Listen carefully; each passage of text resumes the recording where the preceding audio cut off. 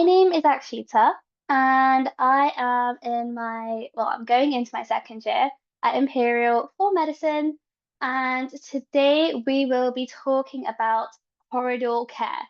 So that is currently quite a hot topic in the NHS because you're going to be thinking about ways that the NHS is coping with the influx of lots and lots of patients for lots and lots of different reasons, and obviously it's becoming slightly overwhelmed, as I'm sure you must have heard. So we are going to be discussing all of those things today. So starting off by thinking about some of the things you might have been hearing about the topic of corridor care. So I found a few headlines on the internet discussing this topic, and a lot of them are thinking about the effect it's having on patient care. So it's talking about how patients are unfortunately kind of not really coming to the end of their lives in a very dignified way, in not very safe conditions.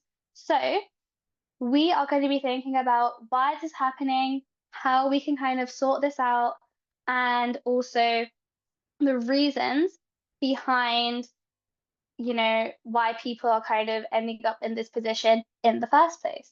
So, one thing that I came across when I was preparing this talk, and I was kind of surprised by it, is that there have been hospitals that are posting job adverts for nurses specifically for corridor care. So there was one hospital in East Sussex that actually hired a doctor to basically, one, treat people in the corridors, and secondly, actually think about how you can make this a bit more effective. So actually improving the care that they're getting in the corridors and sort of these unsafe places, and kind of adjusting the way the hospital operates in order to accommodate them. So this sounds a little bit crazy, but it's actually not that out like unheard of, basically. It's been happening in quite a few different hospitals across the country, and clearly super, super worrying because what used to be quite a rare thing in terms of like these temporary spaces that might need to be used in case of like emergencies, that's now becoming the new normal. And that is why it's really important to discuss what are the different ways we can start to overcome this issue as well. So we're going to be covering what actually is corridor care, why is it happening, what are the effects it's having on like patient safety, the NHS, all of those things, and also how can we actually end this problem. So starting off by thinking about what actually is corridor care. So I kind of mentioned this term a couple minutes ago when I was talking about temporary escalation spaces. And that is essentially a term used to describe any care that's being undertaken when you don't have normal spaces like wards, beds, bays, anywhere that you would orthodox kind of take care of people. Now you can no longer do that due to them just being jam-packed full with lots and lots of patients. So really important to start thinking about what used to be kind of a little bit rare, a little bit unheard of, is now becoming more and more common, and hospitals aren't equipped to deal with this kind of influx of patients, this care that's happening in these unsafe spaces. So, corridor care is actually becoming so common that 78% of doctors have been forced to treat in unsafe spaces. And this is a stat that's come from the Royal College of Physicians survey that they did in February of 2025, when they asked a bunch of physicians basically, how have you been kind of dealing with this temporary escalation spaces situation in your hospitals? And the survey came back with these shocking results that 78% of doctors have actually been forced to treat in these unsafe spaces. And really important to start thinking about how you're going to maintain high quality care in these kind of makeshift locations that aren't designed to have space for things like oxygen, monitoring units, sockets to plug things in. So how are you actually going to overcome that and make sure that your care is still maintained at a very high standard, patient safety isn't being compromised, and also thinking about the doctors, how you're going to deal with having people in these unsafe spaces, how is that going to impact staff members, team morale, and things like that, because all of that contributes to these problems anyway. So if we then think about how are these kind of unsafe spaces distributed? So we mentioned corridors, obviously, 45% of doctors said that it was the corridors that were causing the issues. But then you also had 27% of people in bays, chairs, and additional beds in the wards, aside from like obviously the designed ones.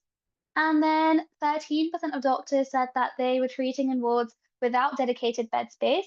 9% in waiting rooms, obviously, thinking about now your implications on dignity. Because if you're treating in waiting rooms, obviously that's in front of other people.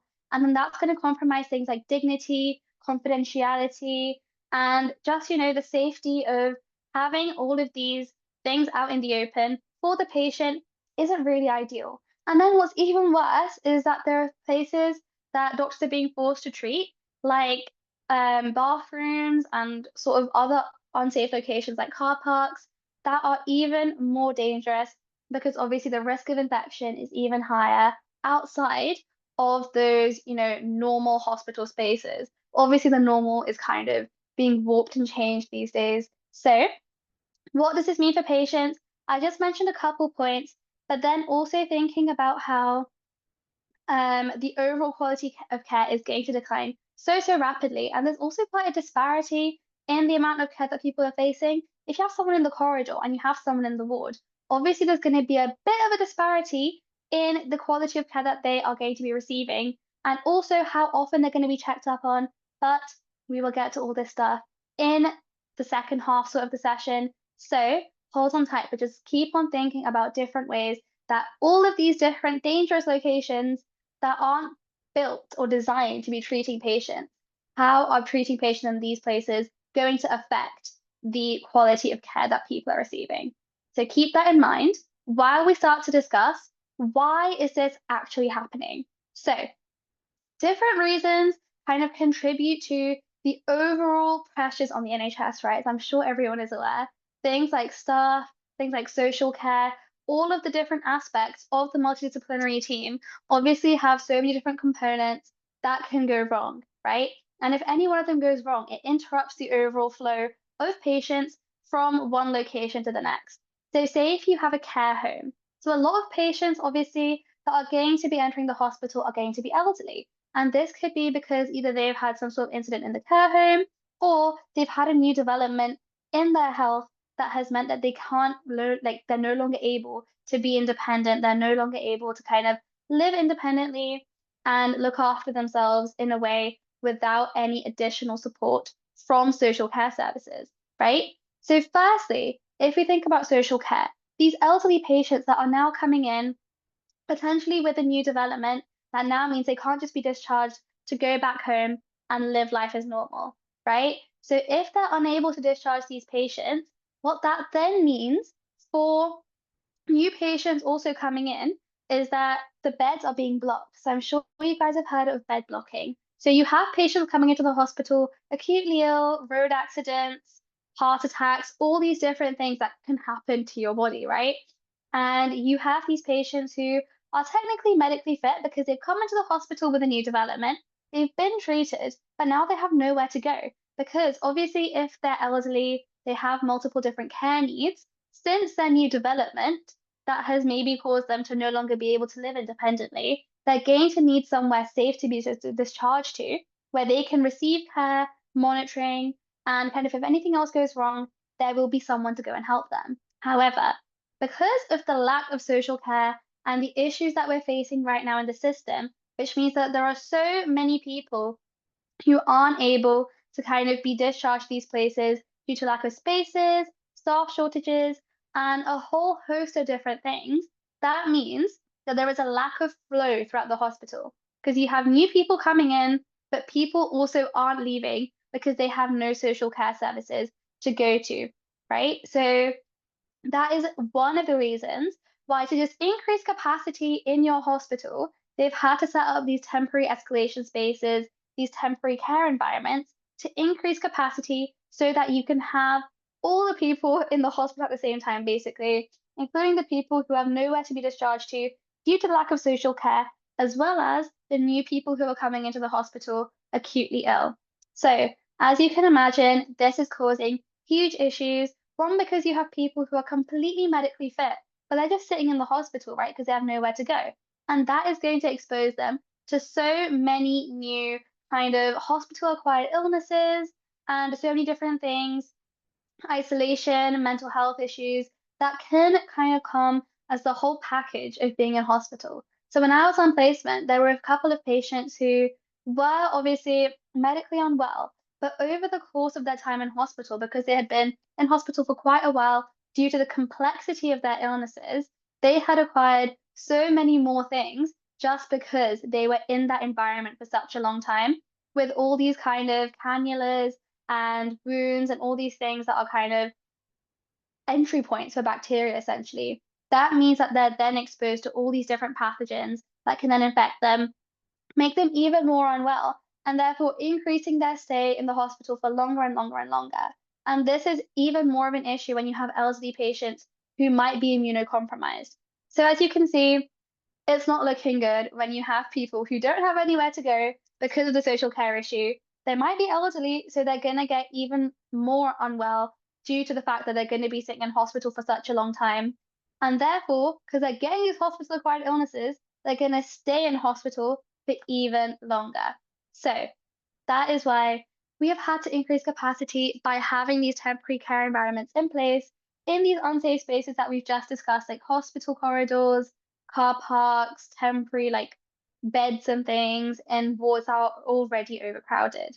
So another reason why we have had to set up these spaces is thinking about staff shortages. So I mentioned this earlier, but in detail, what this essentially means is that if you can't have wards staffed at a safe level, so if you don't have enough staff members to kind of allow the ward to run at a safe and sort of manageable level, there are kind of regulations around how many staff members you need on the ward to ensure that you have enough people to make sure everything's running smoothly, then obviously that limits the number of people and the number of patients you can have present on that ward as well. So if you can't have, like, if say if you, even if you have empty beds in the ward, you can't fill them up because you don't have enough staff to then help maintain that ward. So that causes another problem that even if you have these bed spaces and like patients who are waiting to fill them, because of the staff shortages, not enough nurses, not enough doctors, not enough basically everyone in the system, that means that you can't staff wards at a safe enough level to then accommodate the number of patients that you are kind of needing to accommodate because of the influx due to all of the current problems happening in healthcare.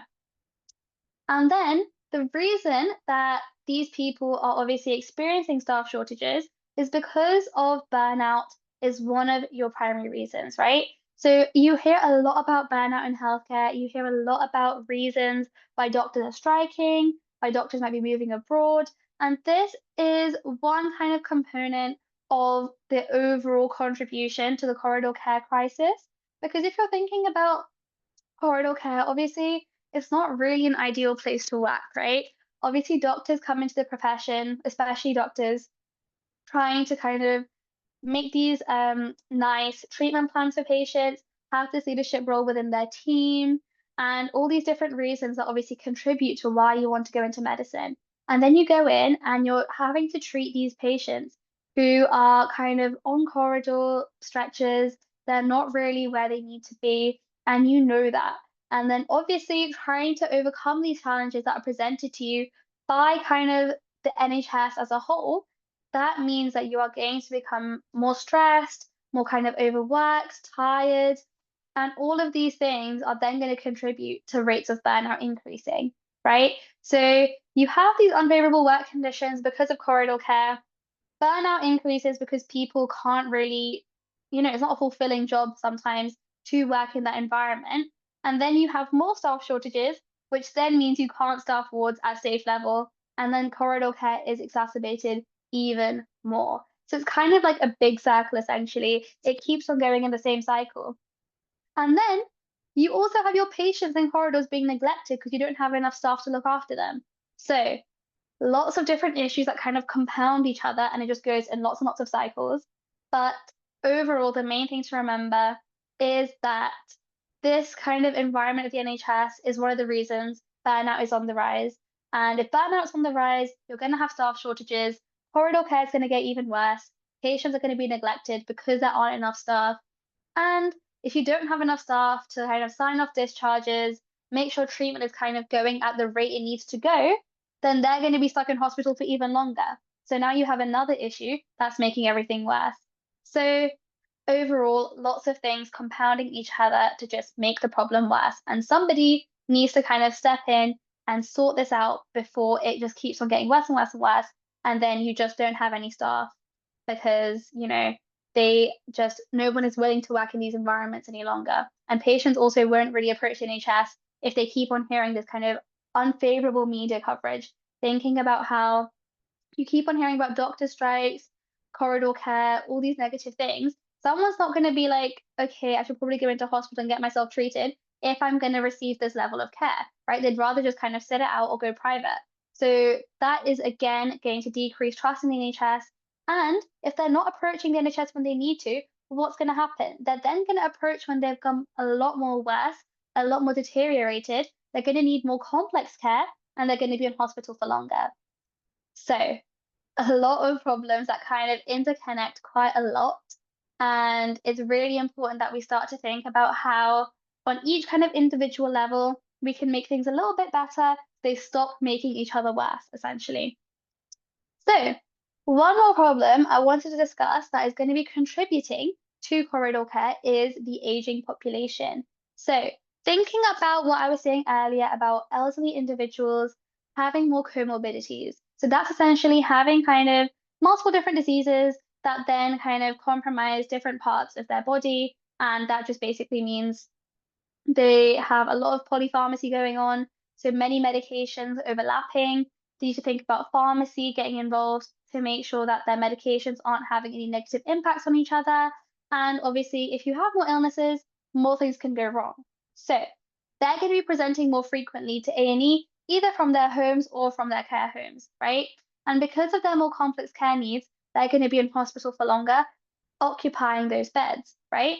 And then if you link back to social care shortages and what we spoke about how they're going to be staying longer due to the fact that there is nowhere for them to go afterwards, after discharge as well, they're going to be vulnerable to hospital-acquired infections, as we just spoke about during that time that they're in hospital as well.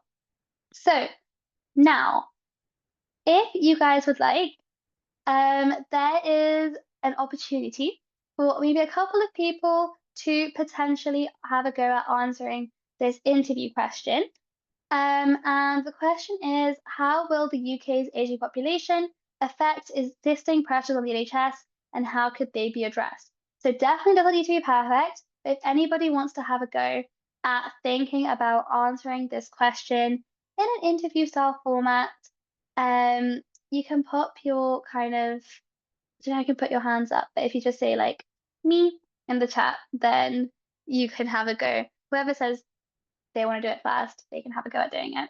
So whoever wants to have a go at maybe answering this interview question, pop your voluntary response into the chat and you can have a go. There's no judgment. This is not scary. It's just kind of a way to think about expressing your ideas, articulating them in a way that you might start to think about doing and practicing for interview.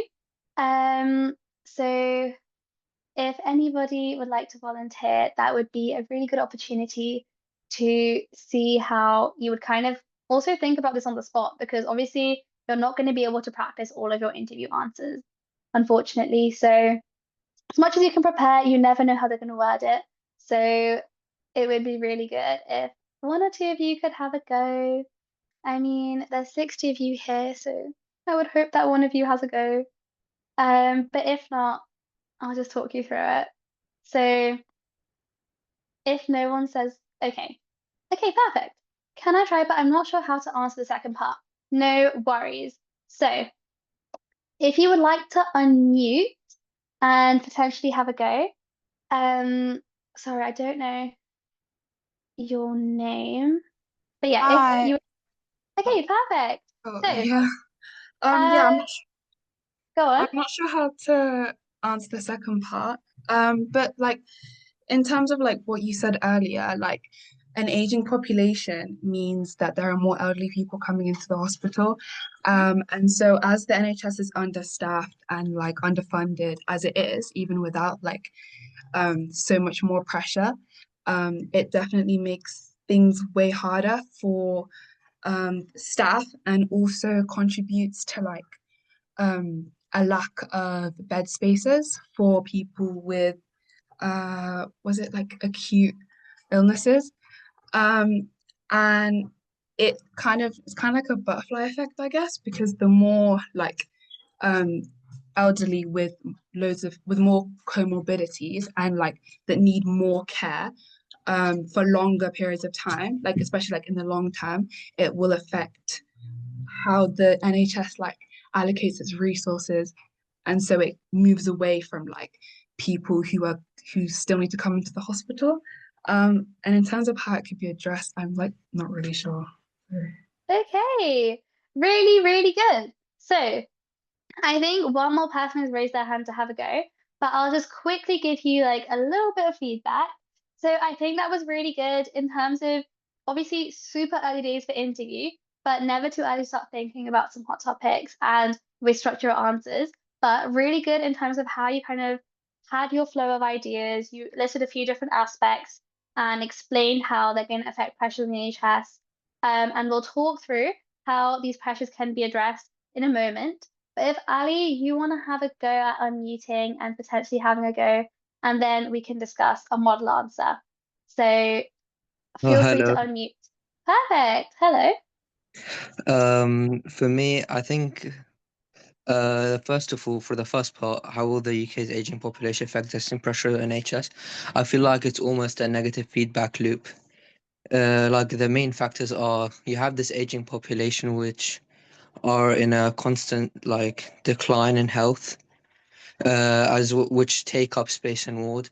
Also, maybe there is a whole portion of the aging population who can't take care of themselves and are impeding care for other people who may need it in the wards, and that build up just creates stress in the NHS. Also, the lack of staff, especially in nurses and doctors, and that means that patients aren't being properly managed, and there is too many patients waiting to be managed, and that overall negative feedback loop just keeps repeating over and over again. For me, there is, I think, two main ways to address it.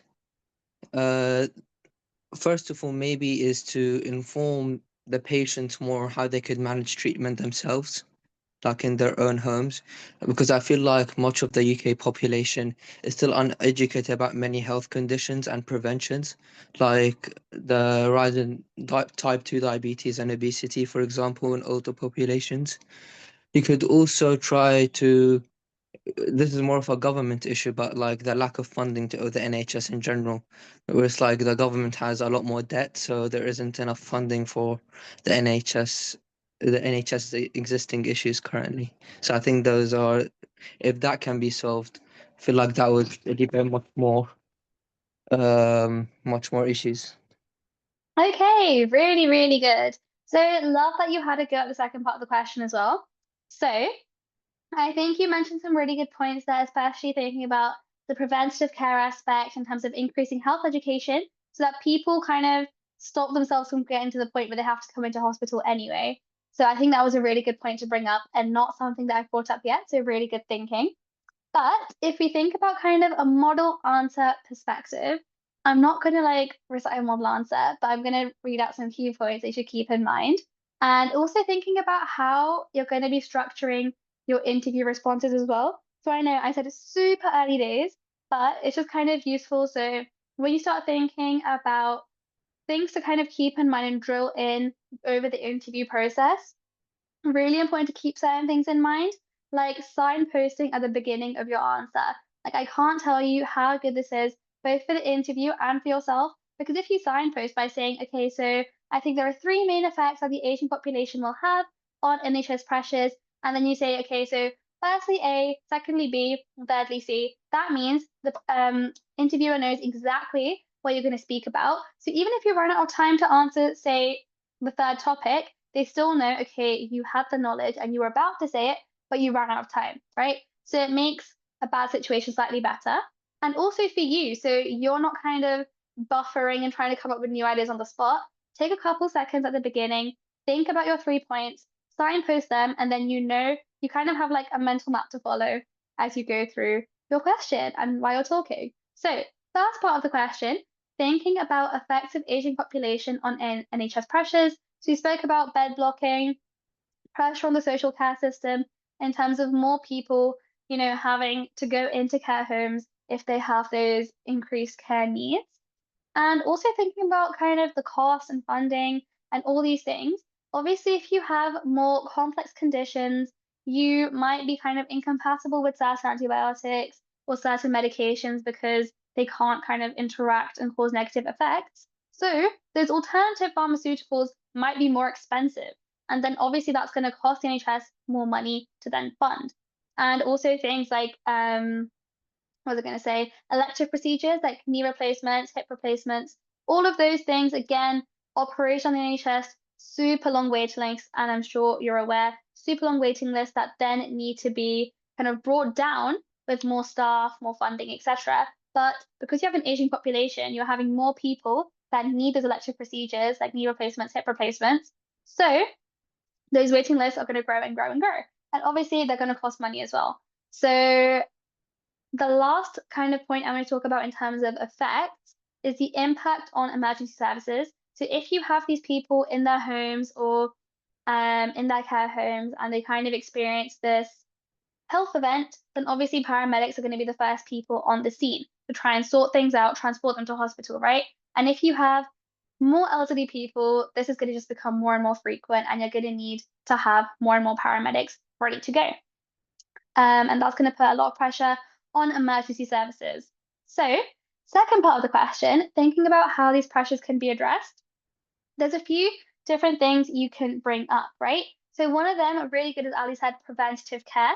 So thinking about how you can maybe either through GPs, community clinics, increase kind of screening and scanning and all of those things to make sure that you kind of catch the problem before it manages to get much worse, means that you're going to be then just reducing your number of people going into hospital, and kind of reducing all of these issues that you might experience as you age, essentially. So a lot of people think that, aging, all of these issues just come as they are, but obviously if you live a healthy lifestyle, you definitely can prevent them.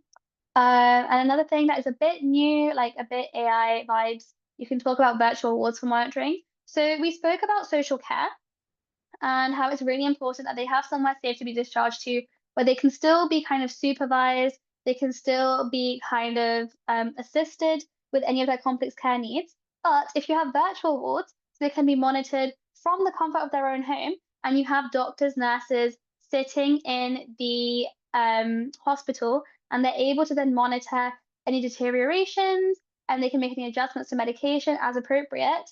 Then that is obviously going to mean that people aren't taking up those beds in hospital. And then one, they're more comfortable in their homes, and two, it's freeing up those spaces in the hospital itself. And then if we also think about social care, obviously, we spoke about the pressures on the social care system.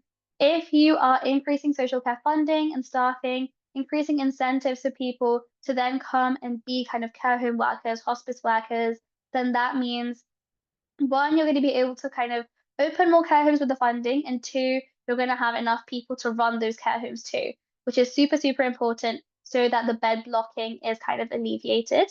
And the impact on emergency services, I kind of lightly touched on that when I talked about the purpose-built urgent care centres, so that instead of being taken to A&E, they're taken to these urgent care centres where you might have enough sort of things to deal with the more common issues that elderly people might be coming into A&E with. So alleviating pressure on A&E, leaving that for kind of more acute illnesses, anything that might be kind of more common, like breathlessness, dizziness, and all those things, and elderly people that they might call an ambulance for, you can then treat that at an urgent care centre instead. So what is also going to be really good for your interviews is reflection. So again, I can't really stress this enough, but kind of wrapping things up, linking your points together at the end of your answer is just going to give you clarity on what you've just said, because it's kind of like you can be a bit unsettled if you're in an interview and you don't know if you've answered the right thing. by wrapping it up, it kind of tells you like, okay, I did mention everything I wanted to. And also for the interviewer, it shows that, you're not just waffling, you have a straight line of thought and you know what you're talking about again. So that's always a good thing. So thinking about reflecting on this particular question, you could just sum it up by saying the aging population amplifies existing NHS pressures, creating ethical, financial, and operational challenges. Addressing these requires integrated health and social care, investment in workforce technology, and a shift towards prevention and early intervention. So obviously, if there were more specific things you spoke about in your answer, just drop those into that reflection. Literally just sum things up, round it off. If it is sort of a more skill-based question, so if it was thinking about like, why is compassion important in NHS? Give an example. Then you would start off by saying why compassion is important in healthcare. You would talk about an example maybe of where you've seen compassion, say on work experience. Then you could give an example when you have demonstrated compassion in, say, volunteering or your job or whatever. And then you would round it off by saying how compassion kind of impacted the scenario, and also summing up by saying, again, sort of linking back to the start about why it's important in medicine. So, reflection, so important, linking everything back in skill-based questions to why it's important in medicine. And when you have more kind of current affairs-based questions like this one, thinking about how you can first link it to any existing issues. So here we relate linking aging population to things like waiting lists, social care, bed blocking, emergency services, and then saying how you can fix those with all those things that you've probably been thinking about, like AI, funding, preventative care, all of that lovely stuff. So I'm seeing a few things in the chat. Um, what's bed blocking? Okay, so bed blocking is just when you have people in beds, obviously, in wards, and they have nowhere to go, right? So we mentioned at the beginning, I'm not sure if you were there for that, but we were talking about how due to a lack of social care, people don't have safe places to be discharged to if they have more complex care needs. So say someone is completely fine, like an elderly person, completely fine, pretty independent, they experience some sort of health event and then end up going into hospital. They then can't leave because they have more complex care needs. They need monitoring, more assistance. They can't just go back home. They have to go into a care home. And because they don't have a care home to go to, that means they sit in hospital for ages and block those beds. That more people like who have potentially more acute illnesses, and kind of post-operating, like post-surgery sort of care that needs to happen in those beds as well. That all comes to a bit of a standstill. So that is not ideal, and that means that people are then ending up in corridors. So that is basically what we're talking about. Okay, I said no questions until the end, please. So almost there. We're now going to talk about what are the implications of corridor care. I promise I will get to all of your questions at the end. But if for now we think about the implications, what are the effects that this is having on people, on the NHS, on staff members? So first of all, compromise patient privacy and dignity. We spoke about this at the very beginning, thinking about how if your kind of business is out in the open, in corridors, in waiting rooms, obviously it is breaking confidentiality indirectly, I guess, without a choice, because you're going to be kind of discussing these sensitive conversations with your patients in front of other people. And obviously, dignity is also going to be a bit compromised because if you're having to like expose certain areas for examinations and for kind of tests, whatever, listening to their chest, etc., then that is not going to be ideal either. So, because their privacy, confidentiality, dignity is all out in the open, obviously, that is not something we want happening. Secondly, thinking about accessing vital equipment and facilities. We spoke about this very, very lightly again at the beginning, thinking about how in places that you are having these temporary isolation spaces, you might not have enough space to kind of put your monitor screens, to put oxygen tanks, to plug things in order to, have those monitoring systems in place. And that is obviously vital equipment. And say somebody has a cardiac arrest in the corridor, you need to be able to like bring all the equipment to them as needed. And obviously that is probably not going to happen if there is no space in that corridor. And then thinking about physical difficulties delivering care. So if you have all of these people kind of in the corridors, then thinking about trying to get through those corridors with other beds, transporting people from ward A to ward B or from ward C to maybe the radiology department where they need to get an x-ray, obviously that is going to pose actual physical barriers if it's going to be such a blockage. If you're trying to rush someone to resus, obviously that also can't happen if you have other A&E patients sort of just dotted around in open spaces. So obviously that's going to cause physical difficulties, deteriorate patient care in certain circumstances where every second matters. You're not getting the patient to where they need to be. And obviously that is one going to have an impact on outcomes and safety, but it's also going to think about having potentially an outcome on patients' mental health. Because if you don't have space for kind of families to sit by the bedside and kind of be there for emotional support, then it can become quite isolating and quite scary in the hospitals, especially if you have children on like beds and then you don't have parents next to them on chairs. That can become super, super tricky. So it's going to obviously then take an emotional toll on the patients as well. And that is the last thing we want because obviously we know so much more now. There's a lot more research about the relationship between mental wellness and physical wellness, and they're very interconnected. So if you have kind of patients feeling upset, isolated, their mental health is going to take a turn for the worse. And then that is one, just not the best thing to happen when you're in hospital, which is already quite scary, intimidating environment. But then also it might actually hamper the treatment of their physical problems as well. So definitely not ideal.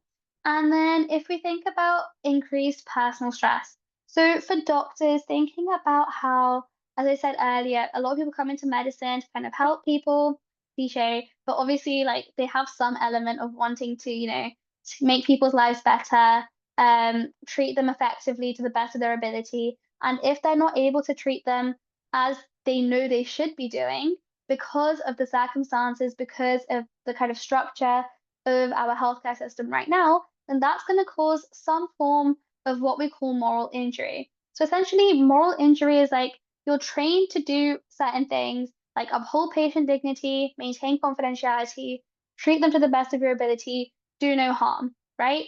And if you are then unable to do that, then it's kind of like knowing what the right thing is, but not being able to do it. And that is just kind of gonna mess with doctors' minds a little bit because it's kind of very difficult to then overcome the burden of not having that guilt that, you're not treating your patients as much as you should do, but that's not really your fault. So it's kind of that dilemma there you have. And it's thinking about ethics as a doctor, you're not doing the best that you can for your patients, but it's really just out of your hands. And then we also mentioned burnout, thinking about how kind of taxing it is to work in this very, very stressful environment that is made even worse by, having these extra pressures like patients in corridors, knowing that they're not being treated as well as they should do. And that is just overall going to make people almost want to quit medicine, right? It's not really something they want to be doing. And then thinking about compromising patient safety. So we mentioned things like not having enough monitoring as they would like to have. Maybe like doctors inadvertently, nurses, they're gonna forget about them in the corridors. As bad as it sounds, if they're rushing around, they have their patient on the list. They might forget that they have a couple more in the corridor as well. And then therefore they're gonna be low-key neglected and they're not gonna receive the care that they need to receive. Maybe they'll miss medications. Maybe they won't get the observations done as regularly as they need. And that is obviously going to compromise patient safety. Also, having so many patients together in this overcrowded situation is going to increase transmission of diseases as well.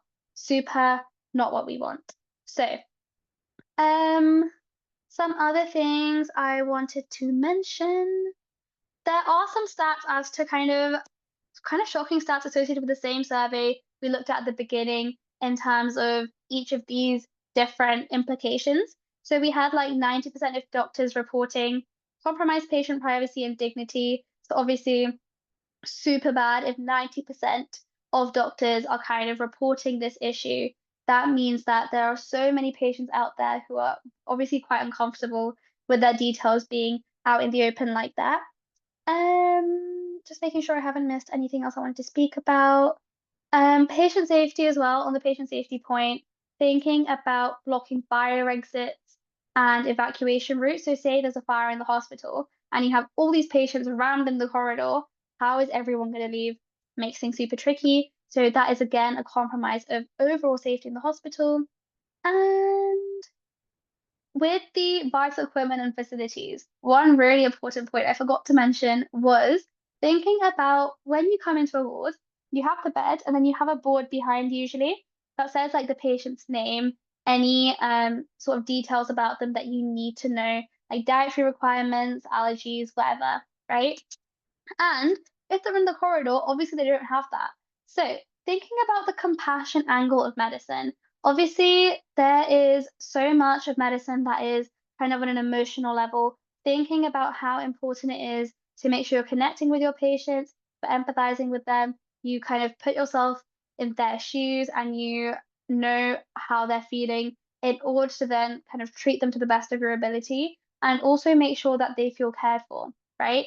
And if you don't have basic details about them, like their name, then obviously that personalization aspect almost is removed. And if you're kind of just addressing them without knowing their name, or like every single time someone's going to have to come up and ask them their name, and if they're rushing, if they're under pressure, obviously you're standing in the corridor, how much of a rapport can you actually build with the patient? And that is then going to compromise the compassion aspect of medicine, which is so, so important to make sure that patients feel cared for. And if they don't feel cared for, then that mental aspect of their treatment and well-being, their mental well-being is going to take a turn for the worse and therefore compromise their physical treatment as well. And also, it's just not a nice thing to have happen to you, right? You're already in an unfortunate position in hospital going through all this, and then you're also not feeling cared for. It's just a horrible feeling. So, thinking about this compassion angle, I'm sure some of you must have heard of this scheme called Hello, My Name Is. And that's when there was this doctor who actually had to be admitted herself for cancer treatment. And then she realized when she was on the wards that she actually like the doctors didn't actually introduce themselves to her properly, and she didn't know who was caring for her. They didn't build a rapport, and there was just really poor communication on that aspect, and you kind of get off on the wrong foot with them in that perspective, right? And if you're not really being cared for in the way that you would like, it's also going to reduce adherence to the treatment plan. So obviously, if you're not entirely trusting and you're not entirely comfortable with who is treating you, you're going to be less likely to kind of believe what they're telling you and less likely to follow their treatment plan. So there are so many components that go into kind of making a patient's experience in hospital super worthwhile, super positive, and a bare minimum aspect of that is just kind of introducing yourself, being kind, as it says on the screen with this lovely animation, and introductions. As this doctor said, Dr. Kate Granger, who is the one I was describing, she kind of pioneered this scheme called Hello, My Name Is, which then means that a lot of doctors now have their name badge that says, Hello, my name is, and it has their name in big letters. So everyone knows what their name is, and therefore the patients feel like, there's a person they're speaking to, not just a robot giving them medicine, right? So Dr. Craig Granger said, introductions are about making a human connection between one human being who is suffering and vulnerable and another human being who wishes to help. So that sums it up pretty nicely, thinking about how you're making that connection with them, you're building that rapport, you're making them feel comfortable, and that's going to increase adherence.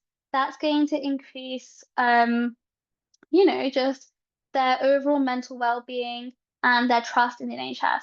If they feel like they're not being cared for, that trust is going to be broken. They might not approach the NHS again when they need it, and then they're going to come very, very acutely unwell after they've been putting off going to the hospital for ages and ages. So really important to make sure every time you treat a patient, you leave a positive mark on them so that they are happy to come back if they need it.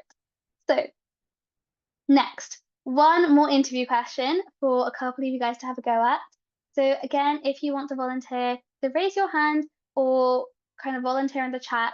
And this time the question is kind of a combination of the skills one I was describing a bit earlier and also the current affair ones. So this is saying, why is compassion important in medicine, and what might be the consequences if it is lost, particularly in a pressured environment such as the NHS today? So tying together quite a few things we've spoken about so far, but I believe in you guys. I would love if a couple of you could volunteer. So any volunteers in the chat?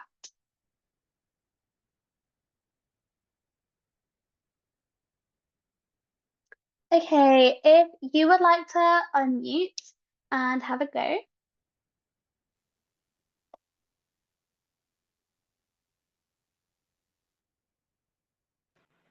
Hello, can you hear me? Yes, I can. Lovely. So have a go answering this question, and then we can discuss how that went. Well, I think compassion is vital in medicine for allowing for better patient outcomes because compassion allows for reduced anxiety and it also allows for treatment to be specific to patients. But a lack of compassion can lead to depersonalization.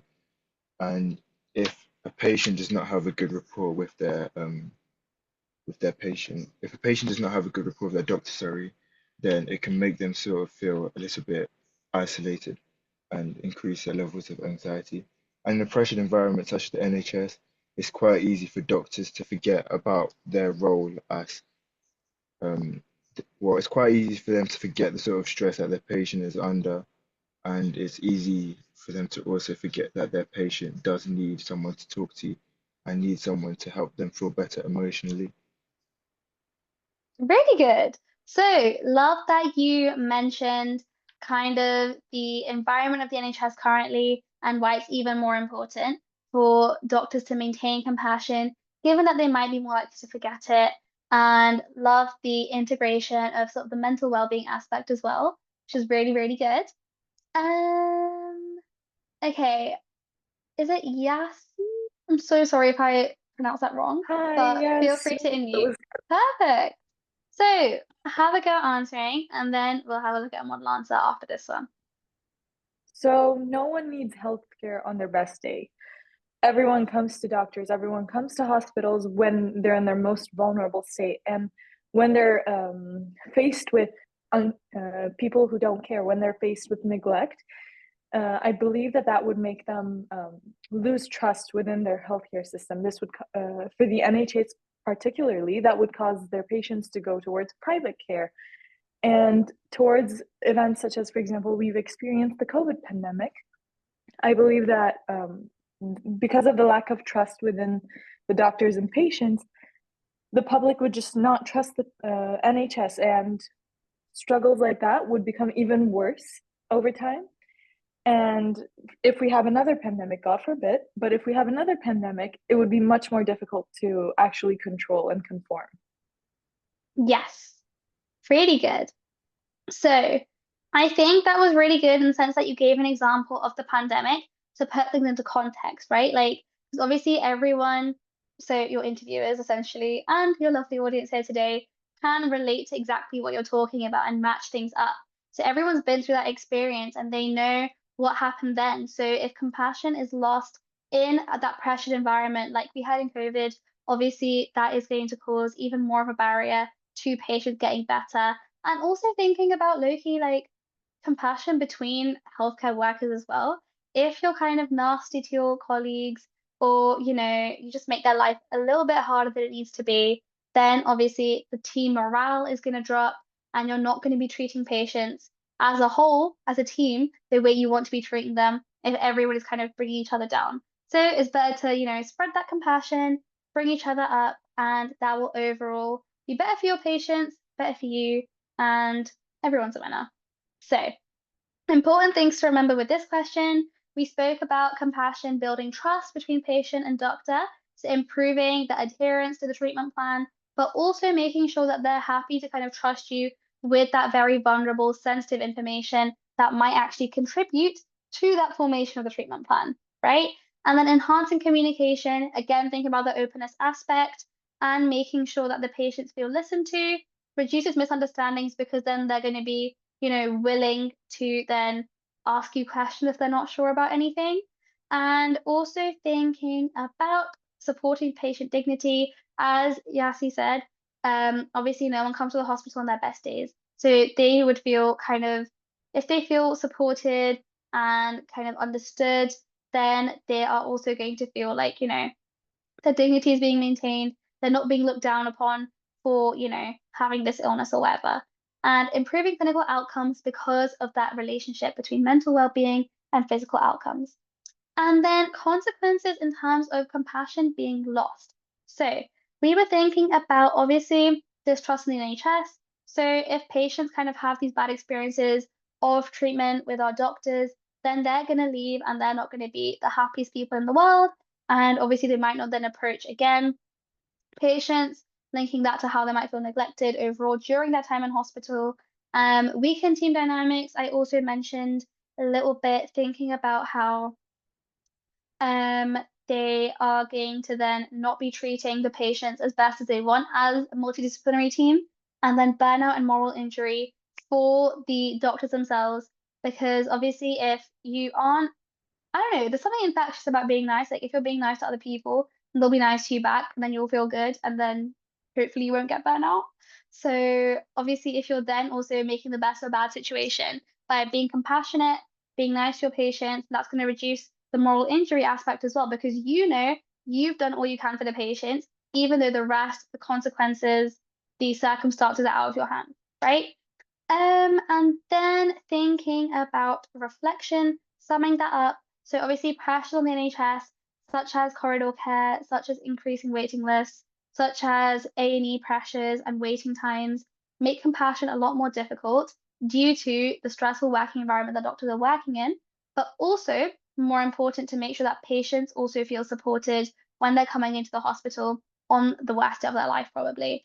And this can be done through small actions such as introducing yourself, active listening to ensure that you're showing empathy while your patients are opening up to you, and also emotional support to make sure that they feel cared for as a whole holistically, not just cared for because you're prescribing them pill. Yeah. So I know we're running a little bit behind, but if you guys would like to leave at 7 because you have somewhere to be, feel free. But we will be running over just a tiny bit for the last part, which is how can corridor care kind of be stopped? And also some questions. I mean, I'll be around. So if anybody would like to stay for question time until the end, absolutely feel free. But also no pressure, because I know it was meant to end at 7 and I should have gone a little bit faster. But it's okay. Let's start the last part of this talk, which is how can corridor care be stopped? So the government right now has actually vowed to tackle corridor care and long waits with a massive investment in the NHS of £450 million. So obviously that's going to make people wonder, where is that money actually going? And they have actually come up with this urgent and emergency care plan for this year, sort of. And it is kind of including things like avoiding A&E as one of your main categories, improving mental health services, and also improving paramedic services. So this is kind of your three categories that this plan is covering roughly. And for avoiding A&E, they're planning on opening 40 new same-day emergency care and urgent treatment centers. So people who come in can then be discharged the same day without having to be admitted, right? And that also kind of avoids unnecessary admissions. So things that, for example, could happen the same day, but because of waiting times and waiting lists that are not happening the same day, and that means patients have to stay in hospital overnight being admitted, that would be avoided with these kind of specialist centers, which would just kind of have all of the tests and things ready for you so that you can come in, get that done, and you're not kind of faffing around being admitted because of those pressures that mean you can't access the care you need immediately. And then thinking about the mental health aspect, they're planning on opening 15 mental health crisis assessment centers. And obviously thinking about people are brought into A&E for physical and mental health reasons, right? So if people are coming in with these mental health crises, then obviously they don't want to be waiting there for ages, and it also can potentially stress them a little bit more. So by providing care in the right sort of environment through these specialist centers, it means that they're not waiting for ages for the care that they need more urgently. And also, it means that they're then also able to be directed to the right specialist care from there that might take a bit more time, a bit more kind of hurdles to overcome before they can access specialist care. For example, if they went to normal A&E. And then lastly, think about paramedic services.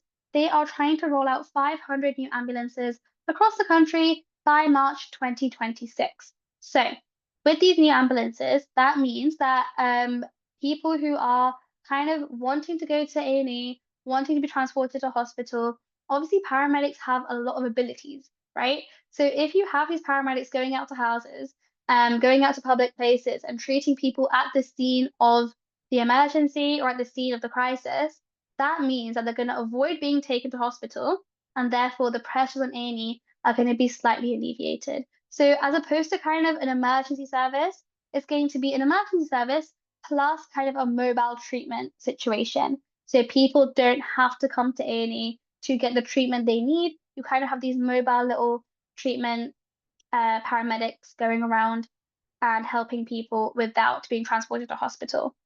So that would be really, really positive as well. And all of these things are kind of thinking about shifting care away from the hospital into more community settings. So your urgent treatment centers, your mental health centers, and also your paramedic services, they're taking care out of the hospital and into either specialized centers or into people's homes. And linking on to people's homes, thinking about the virtual wards that we spoke about earlier, taking pressure away from the hospital, trying to put things in places and trying to set up things so that people don't feel like the only place they can go to is A&E, right? So having kind of these improvements in GP services where GPs might be able to do more things in order to prevent people being sent to hospital, pharmacies having more abilities to prescribe things as well, means that people are going to be able to avoid going to their GP. So it's kind of like trying to make sure people are going to the right specialist places to get the help they need without all just funneling into A&E or just sitting at home and doing nothing, right? So one part of that is also going to be educating people on exactly what they need to do in order to, get the specialist precise care that they need. So that is this care plan. If you just Google the urgent and emergency care plan 25-26, you can read the entire thing if you would like, but this is just kind of the main summary. And then thinking about how we spoke about social care quite a lot and all of the main issues that come alongside that. So how can we actually solve the social care issue and have places for people to go after discharge, make sure that people are kind of not sitting in their homes when they need more complex care needs, thinking about how we can actually solve these issues, higher pay and better work environment for these care home workers is going to be really important to make sure that they are being attracted into the workforce and they're staying there, right? They're not becoming burnt out. They're not being kind of attracted into other kind of spaces. They are loving their job, basically, is what we would like, so that we have the social care provision for people who need to be discharged into these locations. Community care, I just spoke about kind of that shift into virtual wards and things so that you can have that constant monitoring without sitting in hospital on a bed. Increasing capacity in care homes, that's going to be a funding issue more centrally from the government, making sure that you're kind of upsizing them so that you have bed spaces in care homes as well. And then better prevention of dementia and other age-related diseases. As we spoke about earlier, prevention is better than cure. So if you can kind of nip things in the bud before they start to get worse and need kind of complex care, then it's going to be a lot better for everyone. And it's also going to lead to a higher quality of life if you think about it. You're not having to kind of manage all these medications, people going into hospital, you're going to be a lot happier, I would hope.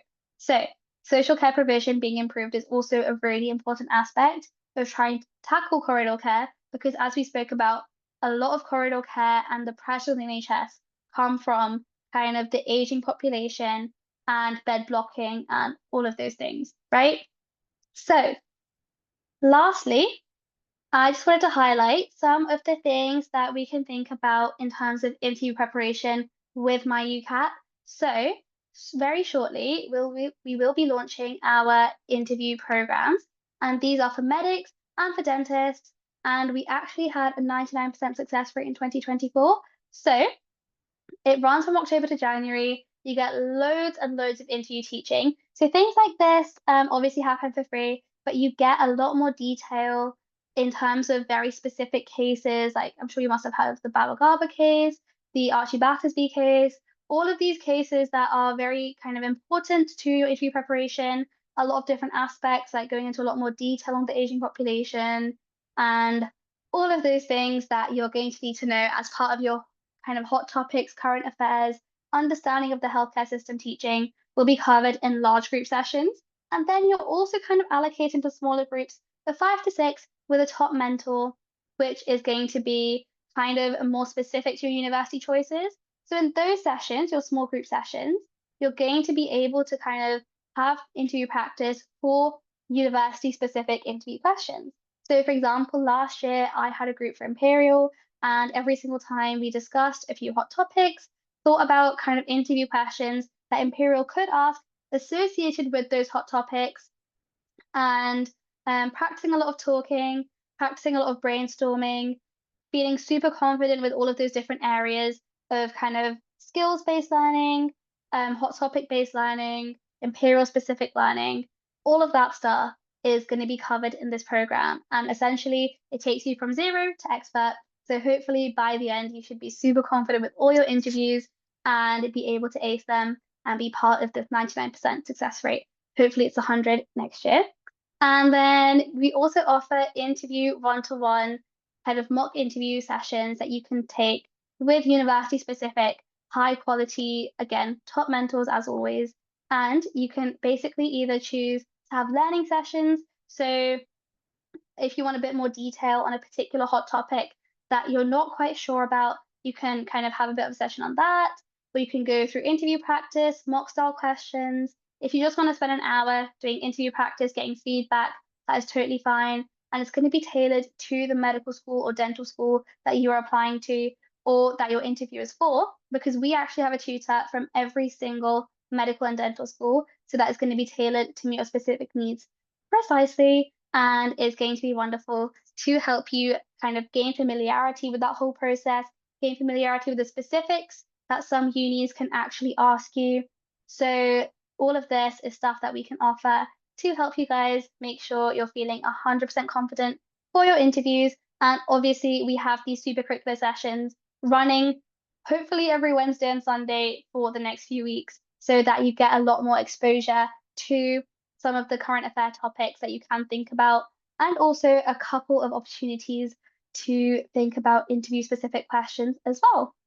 So now this is just the website. So this has got like all of our links on there. You can find a lot of information. And if you keep an eye on our Instagram and our TikTok, which are currently on the page right now, you can make sure you're keeping up to date with any announcements for the interview stuff, any announcements for the super curricular talks and things. Everything is posted on there. So keep an eye out for those things by dropping us a follow. And lastly, thank you so much for listening, everyone. Does anybody have any questions? Now is your chance. So,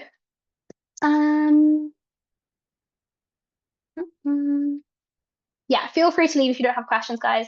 But now, sort of going to stick around for maybe 10 minutes to answer some questions. No worries. I hope you guys found this super useful. And if anybody would like to leave us a cheeky little review on our Trustpilot, please do that because we love seeing your feedback. Yes. Whoever has, I think Yasi, if you raised a hand, feel free to kind of unmute. And if you want to ask you related questions on this occasion, I'll allow it. So Yasi, feel free to go ahead and unmute. So, hi. Hi. First of all, thank you so much for the event. But I do have a specific question. You mentioned that the emergency care plan for 2025-2026 is going to involve expanding new centers so that like urgent care and instead of the A&D. But I genuinely don't understand why there's so much emphasis on creating new centers when you could just expand wards in the hospital, such as geriatric ward, palliative care. Why isn't that approach taken? Like, what are the restrictions on it? I think the main approach taken, like the main reason that that approach isn't taken is because a lot of the time these hospitals are pretty old. So trying to find like new spaces in the vicinity or anywhere to kind of expand into those areas is a little bit tricky because of how old they are. They're often in quite built up areas. And if you start to expand, it might then kind of impede access to the hospital itself through ambulances, people trying to park and things. So expanding those areas within the hospital often proves a little bit tricky.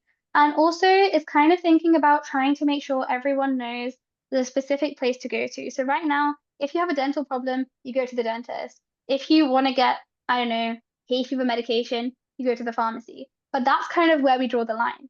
What they want to do is kind of make things a bit more specific. So if you have a mental health issue, you go to the mental health place, mental health center. If you have a more kind of urgent care issue that doesn't really need A&E, you go to the urgent care center. If you know that your pharmacist can now prescribe you this extra thing or help you with this extra service, you go there, right? So kind of taking things outside of the hospital because right now everyone just thinks, okay, I'm sick, hospital, and they rush towards A&E. And that's causing a lot of the issues that we're experiencing, right? So making sure that people know there's separate places for them to go for certain things will take away a lot of that pressure because a lot of the time people end up in A&E because they don't know where else to go. So if they have these separate purpose-built centers, they'll take away some of that pressure. So hopefully that's answered your question. Does that make a bit more sense? Yes. Yeah, absolutely. Because technically Okay. I'm not from the UK and I'm an Yeah. international student. And I'm half Turkish, half Persian, and both in Iran and in Turkey, we have these specific wards. That's why I didn't Yeah. understand why the NHS is so persistent with just opening up new centers. That's why I had to ask. Thank you so much. No worries. I'm glad that makes a lot more sense. So I think, is it Maliha? You've raised your hand. Feel free to unmute. I just want to ask, would you be a mentor for the interview prep thing? Yes. Oh, Yes, I would. could I ask for you specifically? Is that what? I thought it's randomly assigned. No, so like normally what happens that you kind of put what interviews you're applying for, and then you get assigned with a mentor that matches a bit more closely. But I'll have to double check if you can ask me specifically, but we'll have to see about that one. All right, thank you. Okay, no worries. Okay, so answering some of these questions in the chat now. So for interviews, will there be free sessions, even just like what you can do to prepare, like how they've done with the personal statement and UCAT? So I'm sure there will be some inclusion of interview stuff in the super curricular sessions, but watch this space. There usually are some interview style kind of free sessions like this as well. So the same you've done with UCAT personal statement, there should be some interview ones coming up soon. So yeah, watch this space. Would there be one for dentistry as this was medicine related? Sorry, forgot to ask. Yes, so we do have dentistry ones. If you look on our calendar, so I can, okay, basically we search up like MedSoc, my UCAT MedSoc, then that'll come up with our calendar, and then you can look at all the events that we have on there. And there are some dentistry ones, some medicine ones, and we also have some of the dentistry recordings from previous sessions on our YouTube. So pop on there. What kind of questions should you bring in examples from work experience and volunteering, and in how much detail? So if they ask you like, okay, why is empathy important in medicine? Then you can say, okay, there's like a structure that we follow, right? So you go, okay, so empathy is important in medicine because of this. And then you say, for example, when I was on work experience, here I saw that the doctor did this to be empathetic. And this was important for the situation because, and then you explain how empathy actually improved that situation. And then you can talk about, well, a time that I've actually demonstrated empathy is this. And that's when you talk about a personal experience of when you've demonstrated empathy. So why is empathy important? When you saw it happen, how you've demonstrated empathy, and then link it all back to why it's important in medicine at the end as well. So that is basically what you're talking about. And in terms of work experience and volunteering, it's thinking about, well, I was on this work experience for say a few days, and then this was a consultation that showed empathy. This was a consultation that showed good communication skills. This was a meeting that showed good teamwork. So kind of bringing that all together, pinpointing those specific skills and making sure you're reflecting on how that specific encounter actually demonstrated good empathy, communication, leadership, teamwork is going to be really important. So kind of bringing it all back to how it actually improved the patient experience is going to be the main thing there. Which date specifically is the interview program getting launched?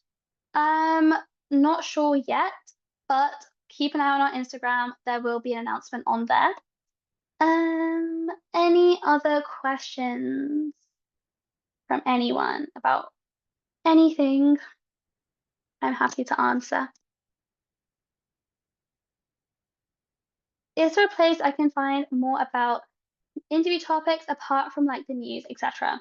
Well, our super curricular talks, but definitely things like trying to potentially, well, the news obviously is a good place, but then thinking about for your specific universities as well. If it's a research specific university like Imperial, UCL, Oxbridge, then they often do like thinking about if you can potentially weave in a little example of research from the university into your answers. So thinking about if you're applying to say Imperial and they ask you, okay, why do you want to come to Imperial? I said, well, when I was on work experience, I saw this lovely piece of Imperial research in action. And luckily enough, there was this AI thing that I saw on work experience and it was actually made by Imperial. So that was perfect to weave it in.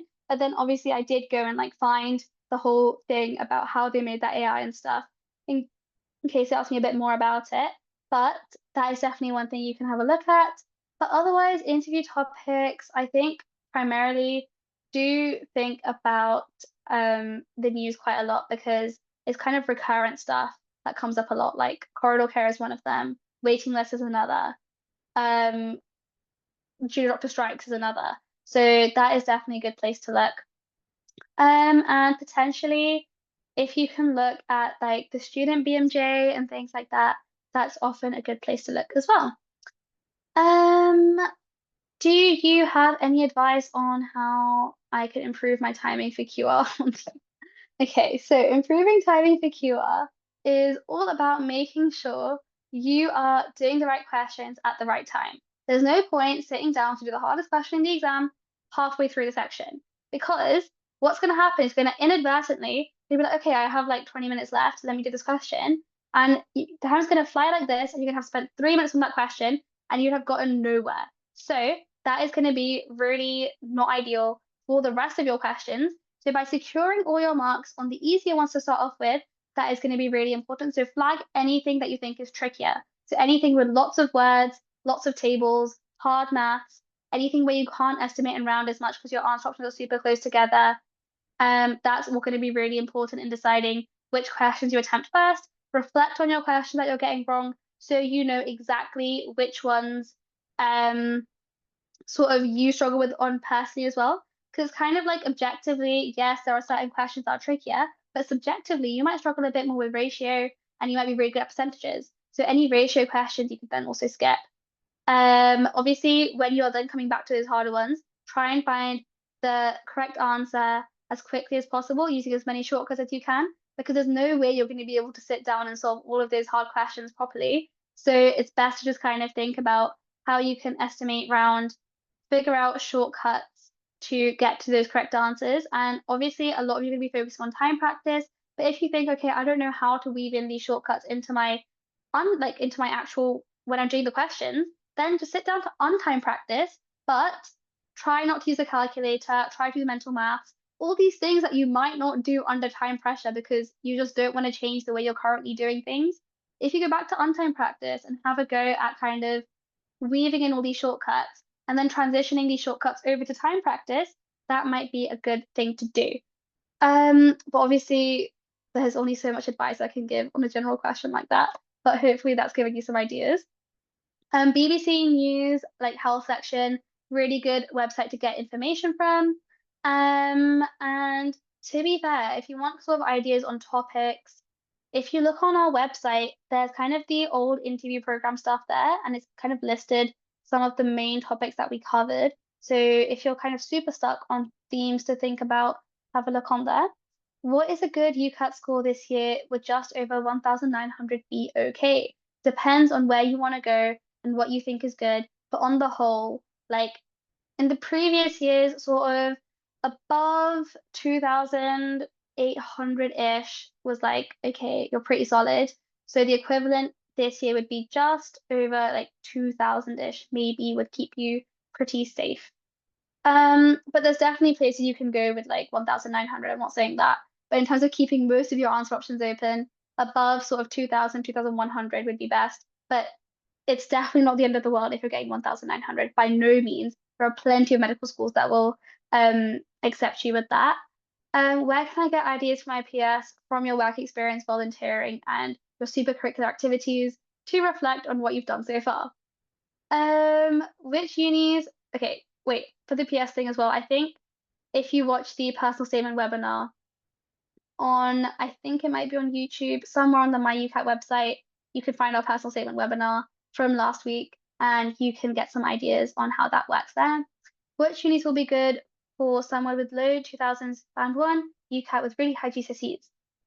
Check our strategic application guide for a list of every single uni, all of their kind of criteria, what their cutoffs are, and because that is going to be updated in a couple weeks for 2026 entry, is currently on there for 2025 entry, and you can convert any of your scores using our converter to convert them from 2025 out of 3,600 to 2026 entry, which is out of 2,700. So converting those cutoffs might be quite indicative, and everything is on there, like whether they look at band one, whether they look at GCSEs, how much weighting they give to UCAT, everything is on there. So have a look there. What about international students? The strategic application guide, I think, covers international stuff as well, so definitely have a look there. Where can I find the guide? On our website. Yeah, if you just go to ucat.me, if I just put ucat.me, oh, that was a slash, ucat.me, you can find all of our stuff there. But yeah, hopefully that was informative. I'm probably gonna have to go now, but feel free to kind of drop us any questions. If you're on any of the chats, like you can, well, you should be on the chats if you're on this talk, but like peer educators, UCAT experts, feel free to drop us a message there if you have any more questions. And we look forward to seeing you on Sunday, which is about HIV, AIDS, and all of the different things that are involved in this disease. So lovely speaking to you guys today, and I hope you guys found this super, super useful. Thank you, everyone. Bye bye.